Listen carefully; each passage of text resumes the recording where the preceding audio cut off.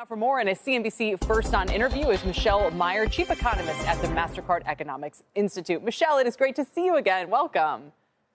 Thank you. Good to see you, Kelly. So it sounds like people are still out and about with a fury. This is one of the biggest questions on investors' minds. Is that area of big strength of the economy showing any signs of slowing down?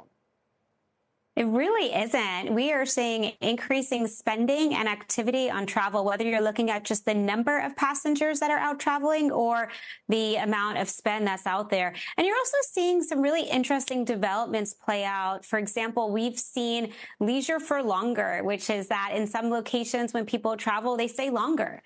That could be this combination of a little bit of business travel with leisure travel, a bit more flexibility in the workforce. But it's a really fascinating dynamic, particularly in some of the lower cost destinations where it's more affordable to stay. My favorite stat. Yeah, I was just going to say, related to that, you guys say for each extra 6 degrees Celsius of temperature, the expected increase in length of stay is approximately 1 day. So there you have it. Yep. You want to travel where it's warm. You want to travel where it's affordable. So people are strategic. They're making choices. They're figuring out what works best for them. But the reality is still that they are certainly dedicating a good amount of their purchasing power towards travel, towards experiences. We have a list of some of the top, summer destinations for 2024. Albania. Okay. We've got Japan, by the way, seeing a huge travel boom. Some of the more typical places like Cancun, but some of these are really far flung. Yeah, well, there's a few dynamics there. So for Japan, a lot of that has to do with the currency. You know, you've seen a lot of dollar strength. You've seen a lot of yen weakness. So again, from the affordability perspective, it makes sense. Let's be strategic. You go someplace where you really do have that advantage as a traveler. And you see a lot of U.S. and Canadian travelers in particular going to Tokyo, particularly in the last several months.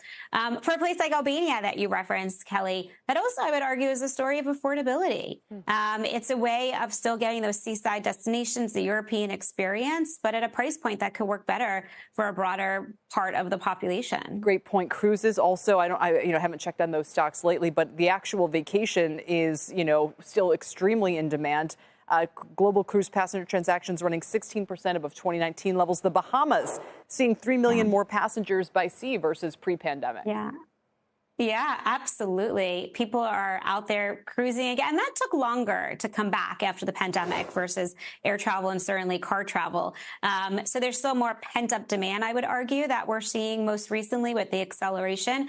But then you're also, hearing a lot about river cruises or smaller cruises or new ways to be out there traveling and having these experiences. So I think there's a certain amount of availability of a variety of different ways to go out and to travel that is creating this real nice lift to the sector. I know you can't help yourself and that you must put this through your macro brain when compiling all this data, Michelle, and thinking about it. What does it tell you? What does it reveal to you, if anything?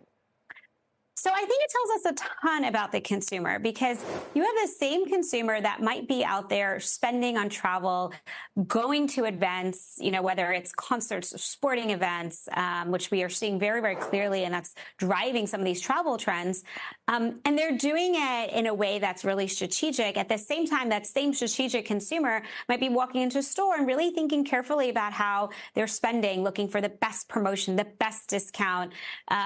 So it's not one story for the consumer. And I think that's really important because it creates a lot of complications in the narrative because you have consumers looking for discounts, you have consumers looking for promotions, and you have consumers that want to make their dollars work the best they can in the way that works for them. And I guess so it's been fascinating. I noticed Stephen Stanley he was at Pierpont, perhaps he's a different firm now, but he put out a note basically saying and he's been very bullish. He's starting to get worried about a consumer-led slowdown in the fall.